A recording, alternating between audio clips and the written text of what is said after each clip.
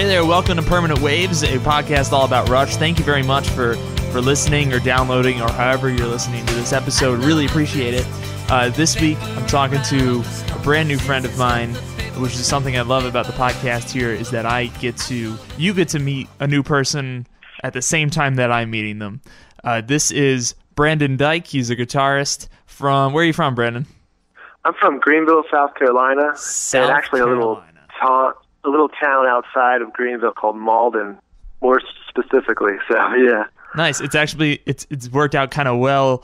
The last few guests I've had that we've all been on the East Coast, so right on. Planning the recording time has worked out pretty well. But right before we got on the air, we were just talking about Neil's books, and I wanted to ask you, Brandon. I assume you've read Clockwork Angels, the novel?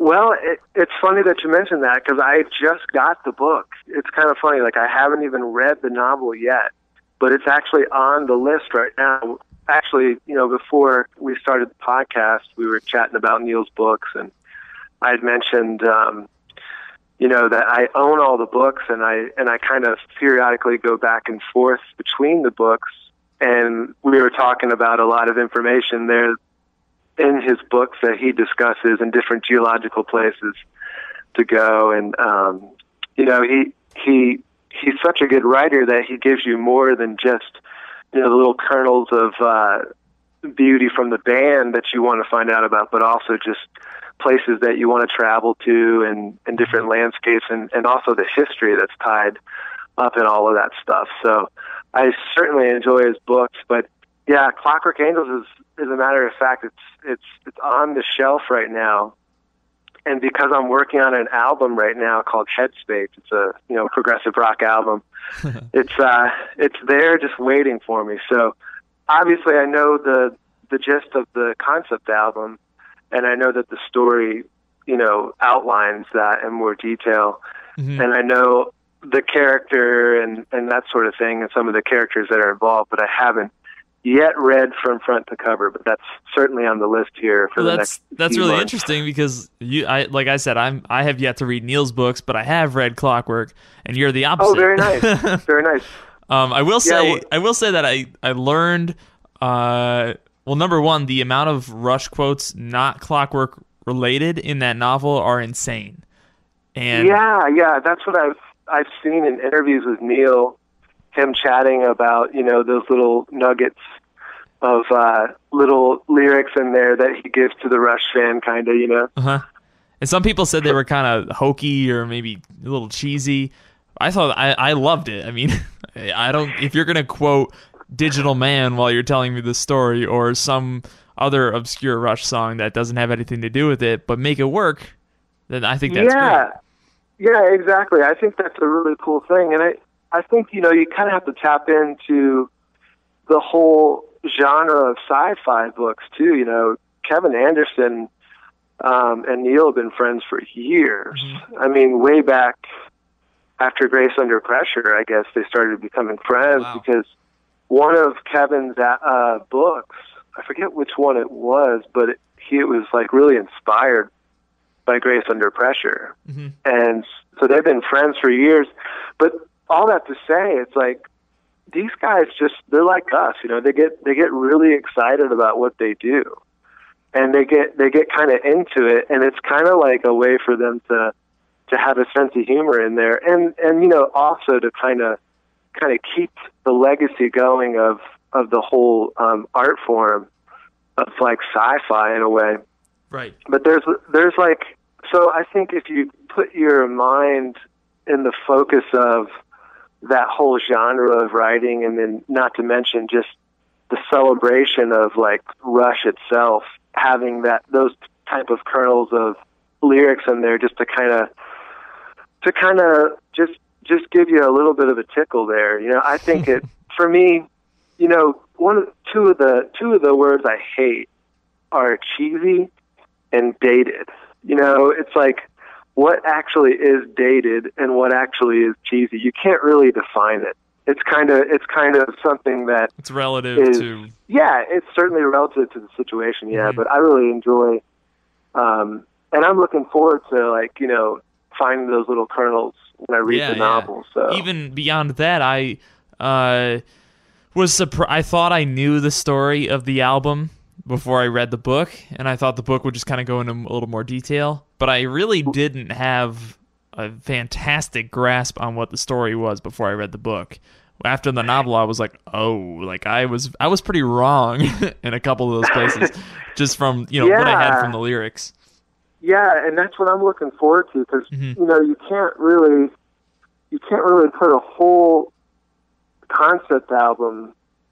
You can't put everything together without the novel, from what I've heard from other fellow diehard fans. Yeah, because there's so much information missing there.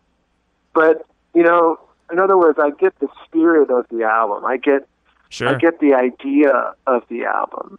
Mm-hmm. And it's a beautiful story about a character that's trying to find his way, trying to find all these, to validate these belief systems that he's been taught, and everything. And, I think it's great because you have a character that I think every human being can relate to.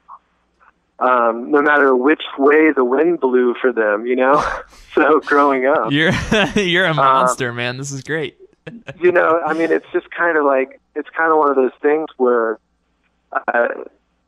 it's like, it's almost as cool as Star Wars, because you've got these universal things that everybody can kind of latch on to. Yes. And then you have the idea of, the watchmaker kind of outlining what you would probably refer to as God, from what other people have said, or at least a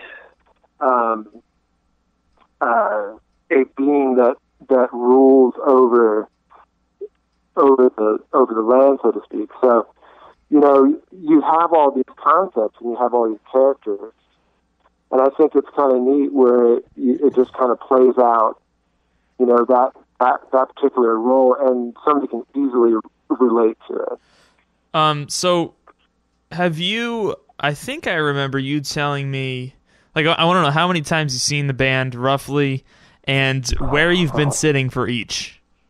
Okay. Well, it's kind of a great story. Actually, when I first became a Rush fan, it was like 1990, and I started playing guitar, and my guitar teacher at the time, my very first teacher, and I only had him for a little while because he left the music store I was taken at in Seminole, Florida, where I grew up. But he gave me moving pictures on tape, and he said, look, man, you got to listen to this. This will, like, totally change your perspective on music. And I was like, really? So I took it home, and, of course, my first album that I hear by Rush is Moving Pictures. Mm-hmm. And I'm just utterly blown away, Mm-hmm. I was just literally blown away because, we're talking about right when grunge came out, I mean, it was like everything was moving into that Seattle Nirvana Pearl Jam thing, you know? Yep. And to hear that was just epic. And so that, like, radically changed my approach to music. And I went out and bought every album to date. So in 1991, when Roll the Bones came out, I remember taping Dreamline off the radio just so I could learn Alex's guitar solo. and that was awesome. And I remember, like, standing in line to, like, buy that tape. It was, like, random. Did you have enough? Did you have enough frets to learn that solo? Yeah, I did, actually. Okay. Right? Yeah, for that really high part. Correct. Yeah. Exactly. I did, and but all that to say, you were talking about Rush concerts. I pretty much went to the Roll the Bones concert. That was, like, my first concert, mm-hmm. and that was actually in, like, I think February of 1992. Right.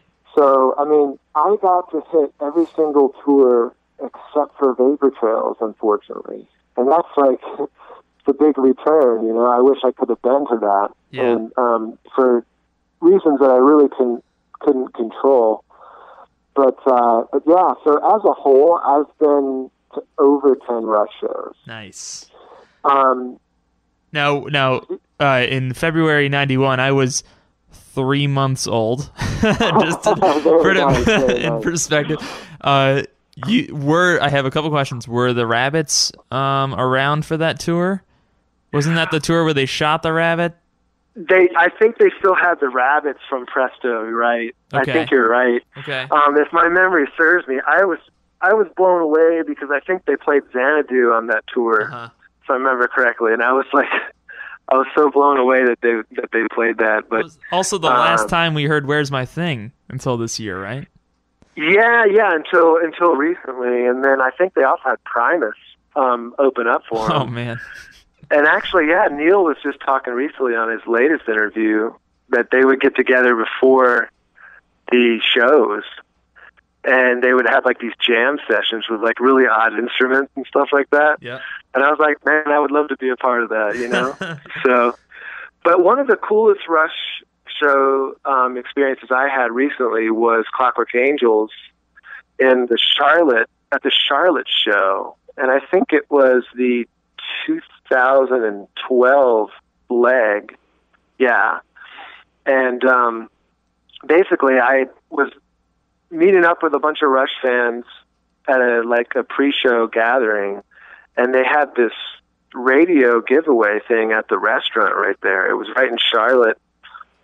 And I didn't win the giveaway, but I looked over and I recognized the lady that did. She ended up being my wife's cousin that was actually like there for a bunch of work friends, and she already had great seats, and she wasn't really necessarily a Rush fan. So I basically went up to her and I was like, "Oh my gosh, I can't believe you're here." And she goes, "Oh, I didn't know you were here." And so she had people coming up to her saying, "Hey, I'd buy these tickets for $400 right now," and she still gave them to me. Wow. So and it turned out great because it ended up being Alex's side, and I was just right there, and I could see every guitar fingering that he did on every song, and it was just awesome, So yeah, that's probably my best experience. Most of the other Rush shows, I end up being on the floor, typically on an average around like row 20. Okay. One year I was like row 12. There's a bunch of friends of mine that they throw down some major cash, and they always have really, really great front row seats and second row seats and stuff. Because I'm a musician and that's how I make my living. Enough said, right? Yeah. And I have a family of 6, so I have to pretty much everything that I make goes into supporting my family. I bet. Yeah. Now, so on this last tour, I decided, I was like, I don't know how much longer these guys are going to be touring. I gotta get close. So I saved a bunch of money, and I said I'm going to get the best seat I can get. So they announced the tour dates, and I was going to see them in Saratoga in upstate New York. Very nice. And so the best thing I could find online was the VIP package through VIP Nation, I think. And so you got a bulk box of merch, like T-shirts and keychains and all this other garbage, like a nice T-shirt, and the tour book, which I usually buy for $35 or whatever anyway. So I'm like, this is great. I think it was $300 for the whole thing, and you got a seat guaranteed within the first 15 rows. I heard about that. It was based on how quickly you ordered, and I remember I had class. I was still in school. I had class when it opened up or whatever, but I got there 2 hours after it opened, the day it opened, and I ended up. You didn't find out where you're sitting until the day of. So you get to the venue, and we're in the parking lot I had a bunch of my Rush buddies, and my speakers, I'm surprised, are still intact. I had it so loud. And I had a playlist of the most obscure Rush tunes I could think of, because there's already 100 cars playing Red Barchetta, No, I know. So, yeah, exactly. I'm like, how about some Emotion Detector, guys? Woo! Exactly. I love that song. And then I got to walk up to the booth and get my envelope, and I ended up being 7th row. But that was behind the pit. There's like a special section of seats in the pit, maybe like 5 or 6 rows, and then the seating numbers start. I was Right. close, and it was right in front of Getty. When he was singing into the mic, it looked like he was looking right at me. That's a bass player's dream, man. That's right. That's pretty sweet. So, but I'm still at a loss to how I get front row seats. There's a man that I call, my buddy and I, Chad, who's been on previous episodes, we call him Turban Man.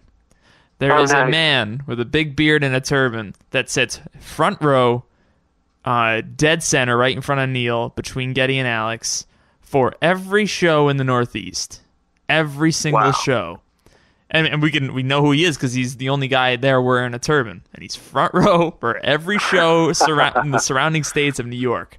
That's amazing. I tried my best at the end of the show. I'd already seen the Clockwork concert 3 other times that year. And so at the end of the show, I ran down there I was going to grab him by the shirt and be like, how? How do you get these tickets? And when it's all dark, they're playing their outro video, and he's gone. He just vanished. And he's seen the show 17 times already, so he doesn't care about that video. But I wasn't able to catch him. Every time I see a picture, like, they release the pictures after each show, and he's there, I always say to myself, I will find you, Turban Man. I will find you. That is awesome. So I don't know what do I have to do to get those seats, but maybe someday I'll find out. Well, that's it, man. I never thought in a million years that I would be able to be front row, and it just kind of happened. It was just kind of neat, and I put out guitar tribute to Alex on YouTube called Son of Life back in 2010. Son of Life, right? It's a solo guitar composition that I composed just as a tribute to him, and it's funny, like, you meet all kinds of people in the Rush world, and people have just been really, really great and friendly, and just like, oh yeah, you're that Son of Life guy. I was like, oh yeah, thanks. It's just funny. But yeah, I was thinking the whole time being front row, just being like, Alex thinking, oh, there's that Son of Life guy type of thing. I'm like, oh man. And I bet he's seen it too. Well, of course, everybody thinks that Rush is looking right at them, right? Exactly. Right. So, yeah, I'm just playing, but yeah, it's just so much fun, man. Like we're all into it. We're all like just moved by what those guys do, and that's the cool thing about it, I think they're just genuine, normal guys that love to play honest music. When it comes down to Rush, I mean, that's what Rush means to me. It's like complete musical freedom and complete honesty. Mm-hmm. That's what I always keep in mind. And that's what I want for my own music too, Sure. Let me ask you some guitar stuff. Like I said, we've had a lack of guitar, I don't know, representation on the show. I hear you. So I know you told me a second ago before we were on the air that you like the moving pictures stuff, sound wise for Alex. You like his tone. Yeah. I basically, I mean, the thing about Alex is he's such a great tone producer on his own, from his own point of view. Like, I really, really think that he's a big responsibility for getting half the sound that he got. Yep. Probably most of the responsibility was on him. And so, most people forget that a lot of times the producer didn't really have to say, Alex, get a better guitar tone, or sound. I don't think that was ever uttered. So, the whole idea about it for me is that I look at Alex's tone as being good all across the board. You can tell a difference between, obviously, Hemispheres, A Farewell to Kings, Moving Pictures, and Permanent Waves. You can tell a slight difference between those two, but I would kind of bridge those along with 2112 in the same category, even though he used different guitars and different amps. Mm-hmm. But then I would say, Signals, Grace Under Pressure, Power Windows, Hold Your Fire, that's in its own little category because of the production style that was out that time. Right. You know, I mean, you know, right in Power Windows, when Power Windows was produced, he started using that spatial expander, the TC Electronics spatial expander, and that was kind of like the beginning of that really wide sound. Like you mentioned emotion detector, take the solo on emotion detector and you got that sound, you know? And even just the lead guitar parts in that track. But what does a spatial expander do? What it does is it gives it, it's like reverb, but it's a little bit different. It just gives it a wider presence. Almost like, it's the way I like to describe it is it's almost like reverb, but it has like a better, it's almost like putting something into 5.1 stereo almost, you know? Okay, yeah. Like, so it's a doubled effect, but it's reverb that perhaps isn't so bright. It's a darker sound. And there's lots of different controls that he has. I mean, he still uses that effects unit now to this day, and he loves it. But I mean, you know, and back then he had everything from a Marshall to a Hi-Watt to even a Fender Bassman. You know, there were times where he used some Fenders. I even on Hemispheres he used the Fender amps a couple times, you know, to get that clean tone that a Fender can get.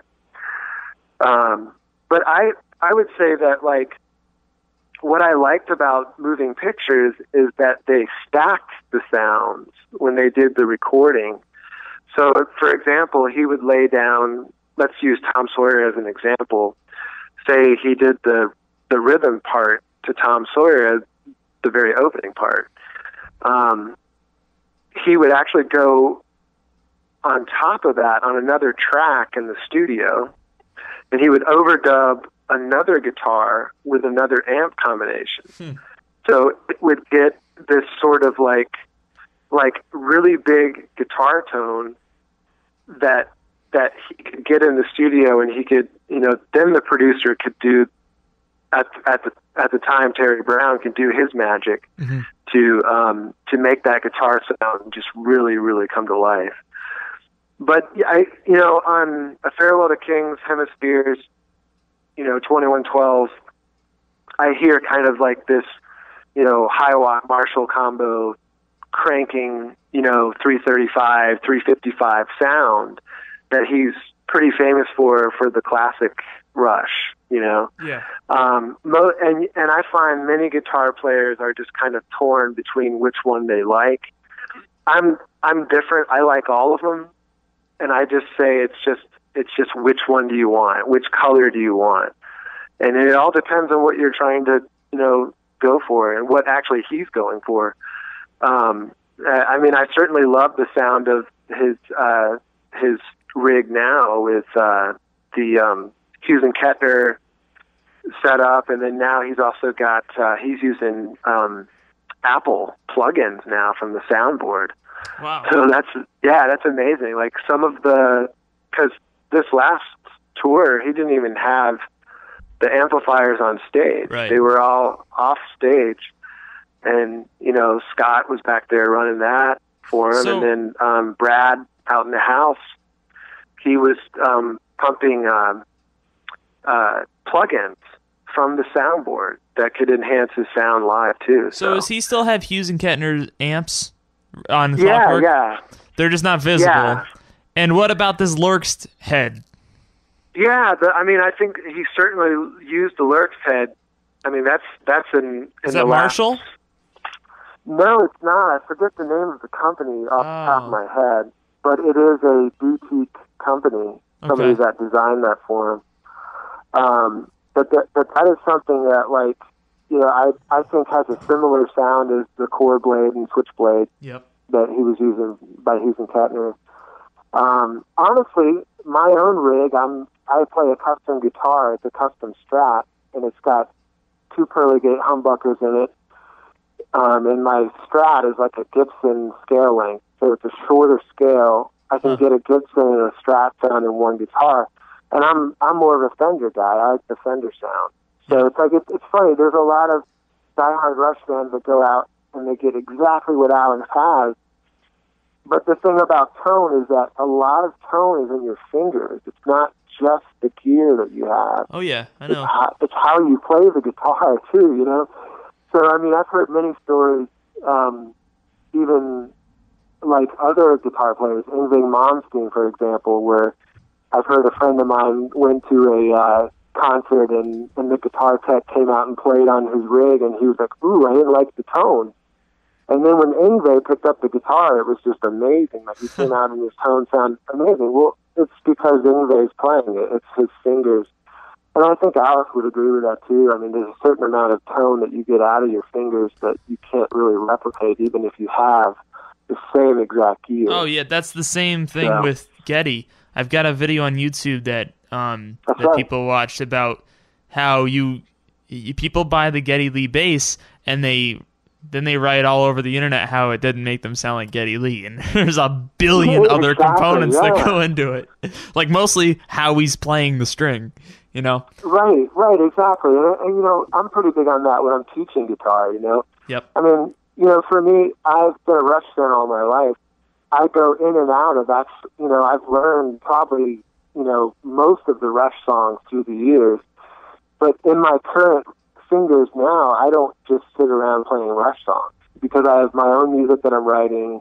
I have other assignments that I'm doing in the music world, maybe session jobs, or maybe I play in a rock trio called CBS, and I have another project with my brother called Trade Roots.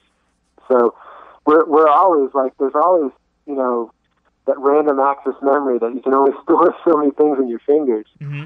And then obviously I have my own Rush covers that I've done, you know, just in my own solo performances and things. But yeah, that's a big thing. I think when I teach some of my own students, I often will try to get them to, you know, think about what they want to come up with, what kind of stuff do they want to compose. And I think for me, being such a diehard Rush fan, when I write, sometimes some of my stuff, I mean, you just can't help getting away from it sounding like Rush. I mean, I don't purposely go, I want to sound like Rush. It's just like some of the stuff comes out, and it's very, you know, a lot of times you put on this mentality, and it just kind of goes there, you know? Right, yeah. So that's a beautiful thing. You're such a wealth of knowledge from the guitar world that I do not have, and this is really good to hear. Oh, thank you. It's I appreciate that. You gave us a nice layout from the early stuff up to like Hold Your Fire. Give me like 1 minute, and I'll throw an era at you, and you give me 1 minute on what you think or what you know about Alex's sound or gear or whatever from that era. Okay, let's do Presto and Roll the Bones. I know they talked about it on Beyond the Lighted Stage a little bit about such a thin trebly tone. Okay, yeah. You're talking about. Are you talking about from the album? Yeah, yeah. Specifically each album, the studio recordings. Okay. All right, you're just talking about the difference between you have such almost a thin trebly sound versus a really fat guitar macho type of tone. Right. A lot of that does not really have to do with Alex's gear much at all. It has to do with the production. A lot of times people will listen to an album and they'll go, ooh, I don't like the guitar player's gear or their setup. But sometimes it's not that at all. Sometimes it can be how the mastering style is during that particular era. In the 80s, you know, we had a lot of programmed drums. We had a lot of very, very overly trebly production sometimes. Like if you want to get really technical, that 15 to 20K range where a lot of people would roll off the high end a little bit now, especially now. Like the way people produce things, you know, those upper trebly sounds, sometimes you got to be really careful, especially with digital. Uh-huh. But back then, that was the big thing. The other thing is you have to remember what's going on in both Hold Your Fire and Presto. Well, mainly Hold Your Fire. You have a lot of keyboard in there. Yeah. So in the sonic range of keyboard, sometimes that eats up the mid-range space where a nice Gibson tone would sit in the mix, right?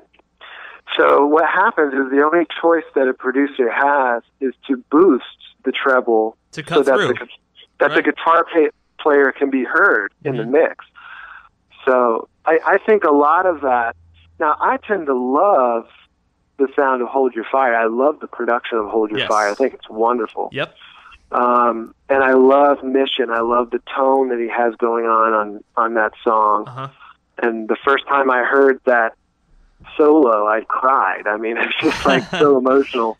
Well, I wish they wouldn't fade it, though. Hands, you know? I wish they wouldn't fade that solo out. Yeah, you know, and that's funny because if you've heard my acoustic version of Mission, that's kind of like why I kind of did my own thing with that at the end of that performance, is because on the album they fade his solo out, and I was like, well, hey, I'm just like some Rush fan having an imagination about perhaps what it would look like on an acoustic guitar, right? You know, and so that's why I did that, which is kind of, you know, it's a risk. I mean, you take a chance. I mean, you're making a Rush cover longer than the Rush song. Right. What is wrong with me, right? So, you know, but to answer your question from before, I think Hold Your Fire, the example of the guitar tone there had to do with the mix to get the guitar to come out. Because you got to remember, too, there's also that band dynamic going on where, you know, we moved into a lot more keyboards during that era, and Alex has to figure out where's my place in each song. And you know, but I love Hold Your Fire because he ends up doing all these really cool dynamic muted licks and things like that. Yes. And they still have his really amazing rhythm playing come out when you hear songs like Open Secrets and Prime Mover, and you know, I mean, you get all this meat in there. You still have classic Alex Lifeson, but it's in a totally different way. I think that album is genius. Oh yeah, I completely. I think it's so underrated. I love the solo and Turn the Page, how the pinch harmonics fly. They soar, you know? Yeah, absolutely. So I totally agree with you. What can you tell me about Counterparts, the return of the bigger sound, but also those weird, are they guitar effects, are they synths, like in the middle of Speed of Love, for example?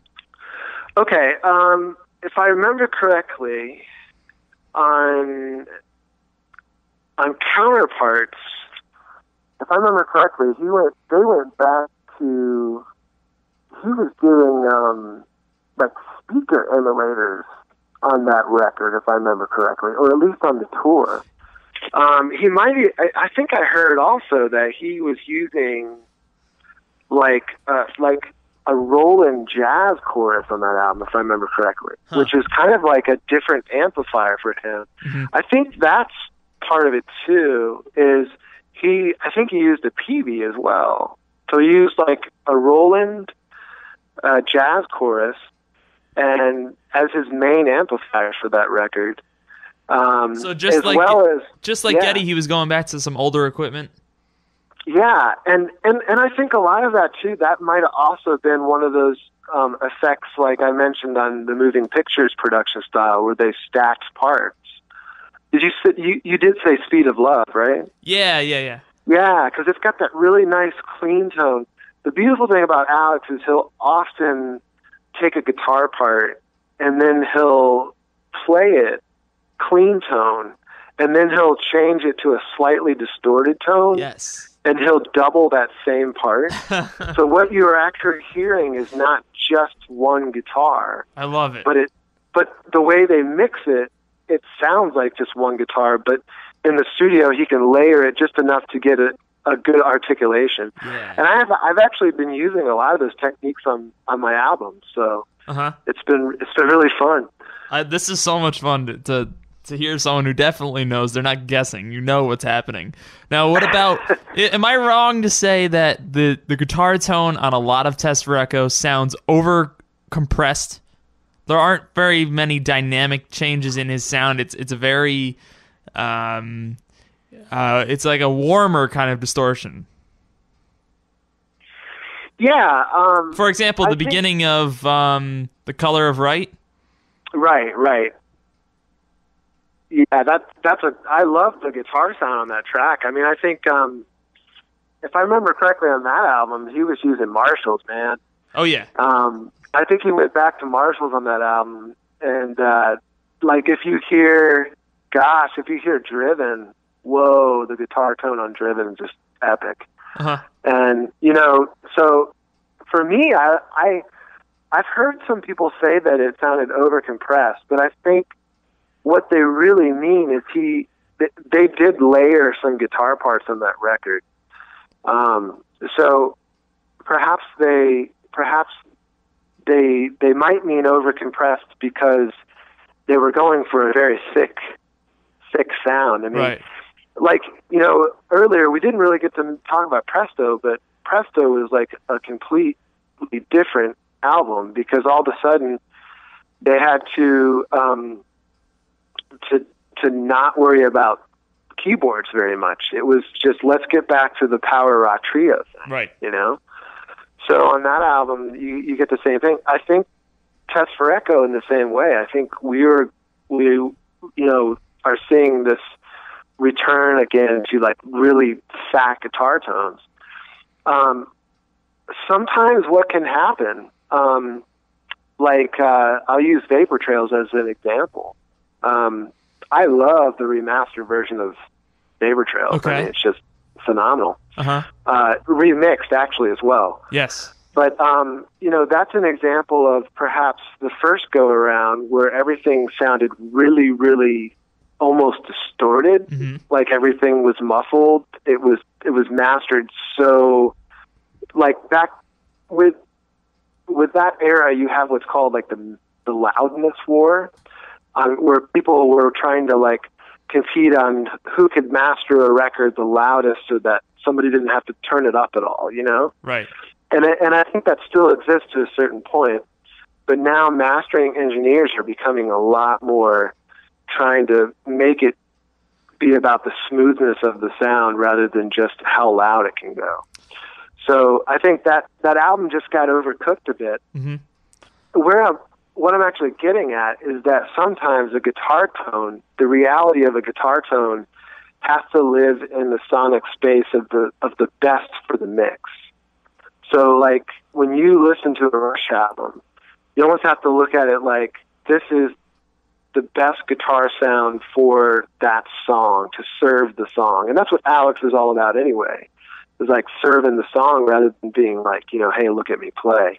Mm-hmm. Although he does have that nice, guitar, presence when he plays. He's a great performer. Right. When Analog Kid shows up or Working Man, then he turns into your average rock guitarist. Exactly. He's no slouch. I mean, he can certainly be a guitar virtuoso, and he can certainly be, but he doesn't. His market is not that guitar macho guy. Maybe when he hits a chord, right?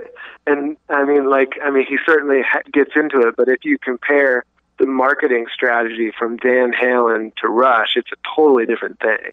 Because the marketing strategy is more about the band as a genius element rather than just, Alex Lifeson being the best guitar player in the world. And, and I think he is, but I'm just saying, like, the marketing behind that sort of thing. So the slant.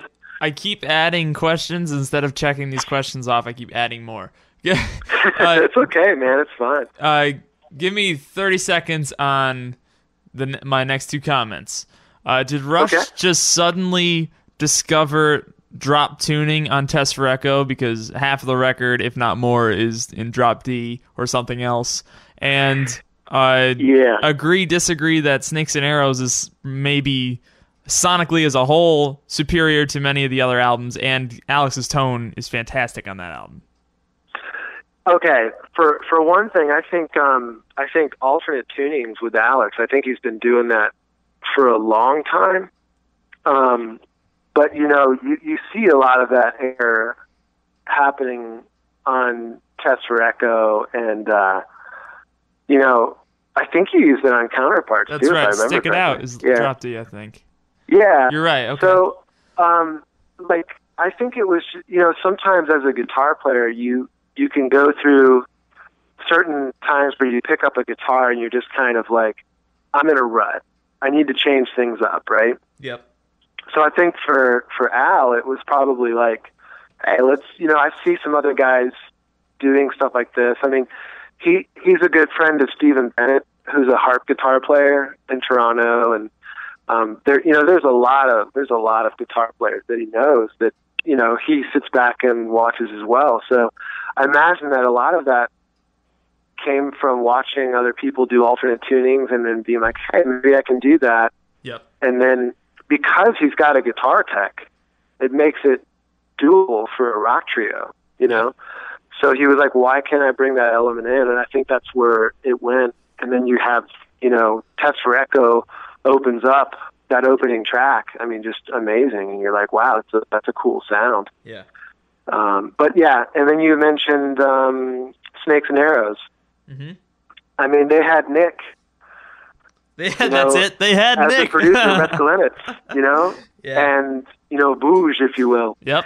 And I think he did a lot of great work for the band because, you know, they were looking for somebody that had a fresh take on the industry. And of course he worked with, you know, Evanescence and Foo Fighters, mm-hmm.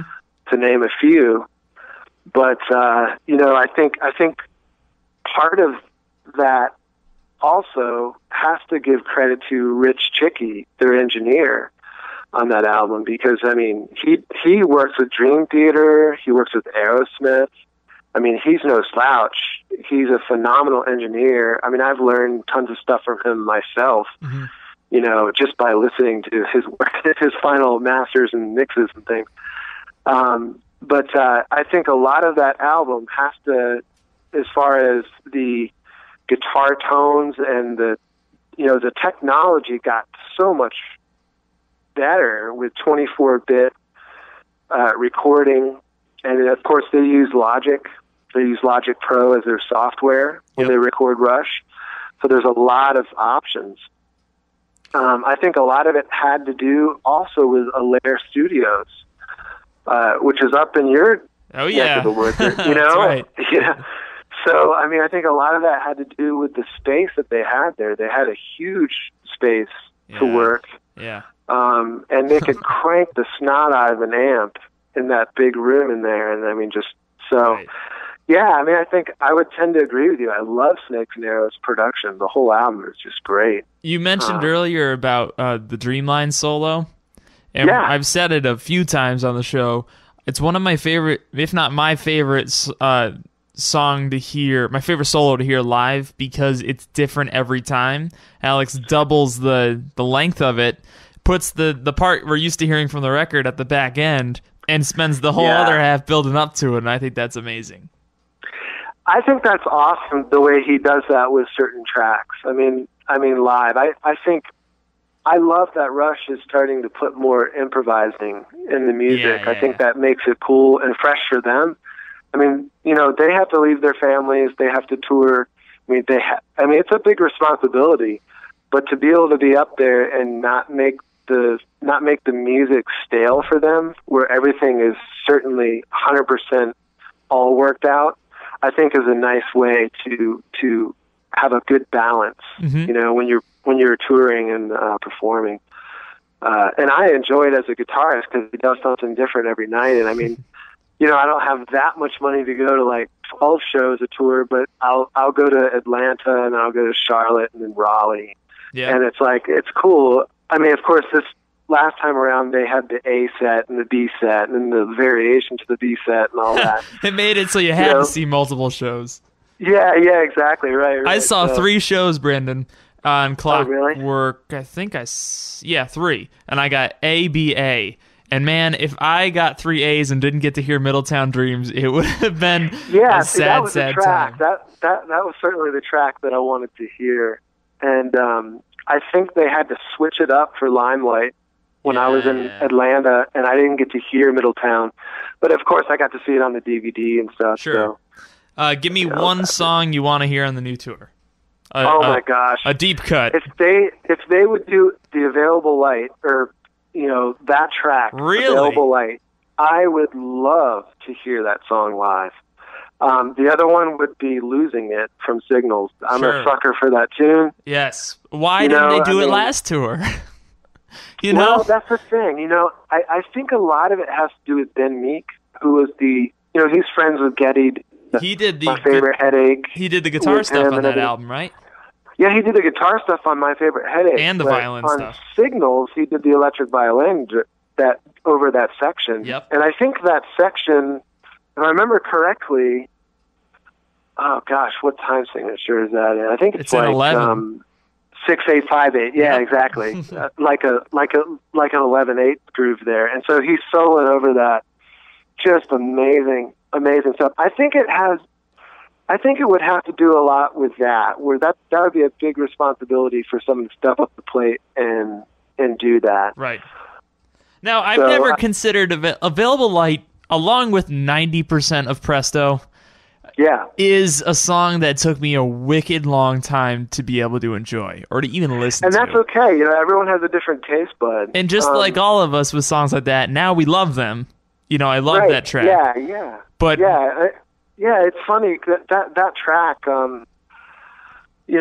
I never considered it a live song, a song that was built for a live show. But now I'm gonna have to go back and think about that and listen to it. Yeah. And it's funny because I do these Rush covers, and I guess I could.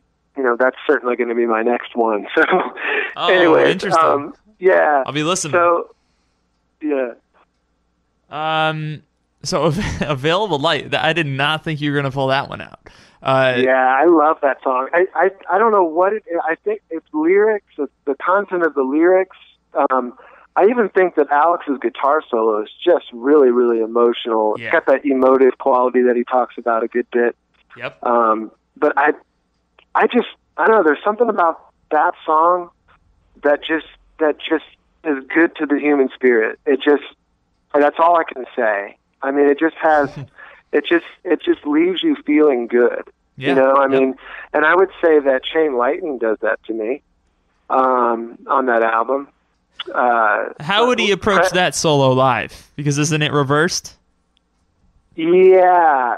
I mean, that's the thing. I don't think they did that track live, Chain Lightning. I don't know if they did it live. If he did, I'm sure there's a way that Brad in the house could help him out with that. Trust me, I know that. So he's awesome. I've chatted with him a few times and, learned a lot of audio tricks and stuff from him. Oh, yeah? Just from being at shows? Well, yeah, I've talked to him at shows, and we're friends on Facebook, and, Nice. He's got these audio things that he'll post sometimes, and everybody pops up and gives a little 10 cents. And Yep. so I've learned a lot from those guys, and I really, really appreciate that they're open to people like me, We talked about My Favorite Headache quickly. That's an album that I liked the first track and thought the rest was garbage for probably 5 years, and then suddenly I can't stop listening to it. Tell me quickly about My Favorite Headache, but I want to hear what you have to say about Victor, which hardly ever gets talked about. Yeah, Victor. Well, as far as My Favorite Headache goes, I thought that album was genius. I mean, for me, I remember picking up my son and just like riding around with him in the back seat, and he would go, "Put on Bravest Face," or not Bravest Face, but he would say, "Put on Slipping," or put on Close to Grace is what I meant to say. Nice. So that last song on that album is just amazing. I agree. I was like, Yep. when I heard Grace to Grace, I was just like, wow. I'm with you. That's phenomenal I album. can't stop listening to that one track. Yeah. That and Window to the World I like a lot, but like I said, the whole album is Working so Out good. Perfect is Yeah. great. I mean, Windows to the World. I mean, that whole Runaway Train, I think it is. I mean, all of those songs are really good songs, and I think Ben Meek did a great job on the guitar work on that album. So, Victor awesome. has some songs that are so strong, I can't even begin to describe it. And then it has songs that are so weak that they're almost so experimental and so humorous that I'm like, I can't. Yeah, it's funny because I think the beautiful thing about Victor is that, one, Alex got his friend Bill Bell to play on that record with him, guitar player who is now playing for Jason Mraz, actually, tours with Jason Mraz and everything, from Toronto, Canada. Great guitar player. But anyways, I mean, there was that collaboration in there. I forget the guy's name that sang on it. He was from a band that Alex really liked the sound of his vocal. And then I think it's genius, some of the storyline that Alex did on some of that,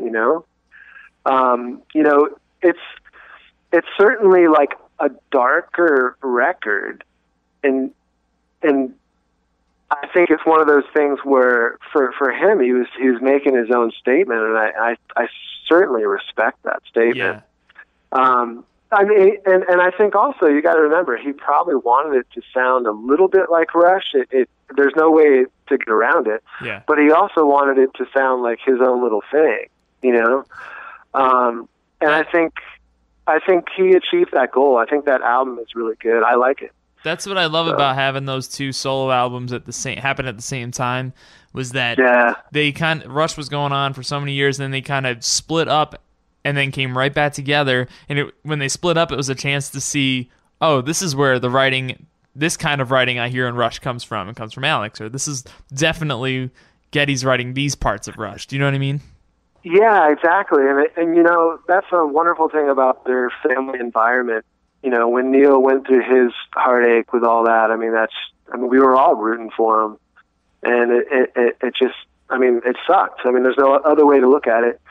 And we were all rooting for him. But, during that time, Geddy and Alex, they kind of shut down too for a while. They were right there with him trying to help, and then, but when they all came together and finally started doing Vapor Trails, at first it didn't happen overnight, that record I think took 14 months if I remember correctly. Yep.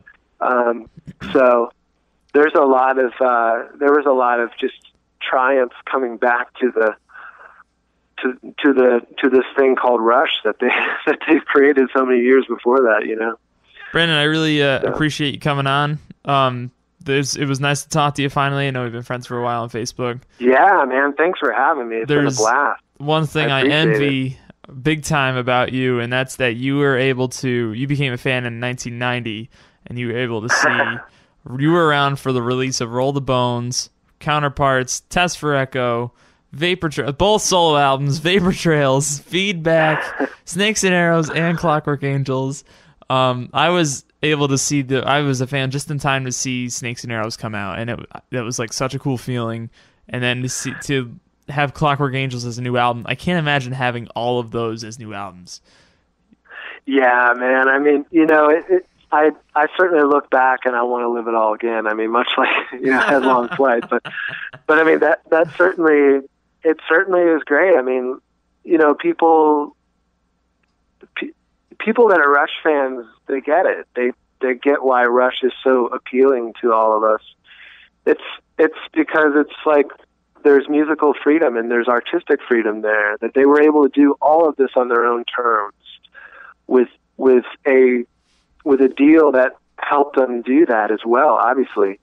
But yeah, I think everybody wants musical freedom. And when you look at our music world right now, it's like, it's mainly more about image than it's about music. I'll ask many people who their favorite artists are these days, and it's like some of the music that my friends and I are into, they've never heard of or whatever. And so it's an interesting time for music. It's definitely been a challenge as an independent artist, I'll tell you that much.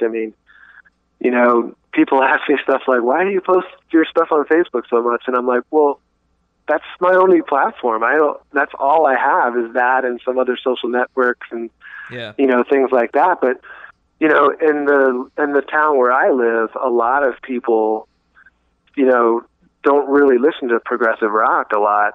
So it's mainly, song off the radio or country or for some reason in Greenville, beach music is like super in.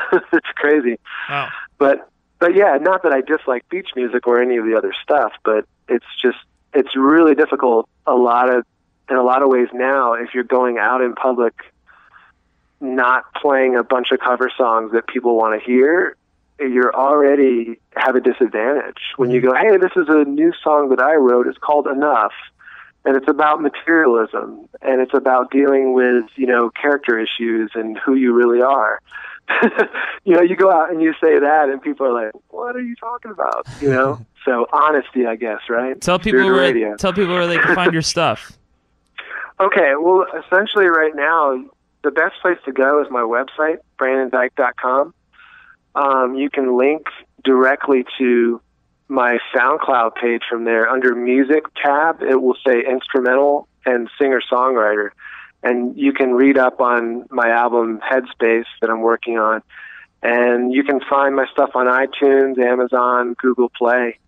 The acoustic version of Mission is certainly on all three of those.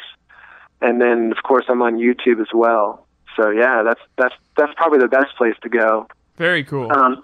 Yeah, if you want to stream for free, you go to Spotify. I think we get 2 cents a play. Nice. So yeah, put it on repeat and play it over and over again. So. That's great. Yeah, well, thanks again for coming on, man. I really appreciate it. You did a great job. I loved it. Thanks, man. I wish these could be 3 hours long. Yeah, I know. I'm sorry about taking up more of your time. No. Like I would keep going if I could. I love it. Well, dude, definitely, man. Well, thank you for chatting, and we had a great time. You got it. Call me anytime, brother. Okay, I will. All right, man. Thanks for listening, guys. If you like the show, go to iTunes and rate/review the show and get us a little bit more publicity and get some more listeners. Feel free to email us as well. You can find that information on the website. And I hope you guys keep listening and downloading. It's been a blast for me, that's for sure. So, see you soon. Thanks.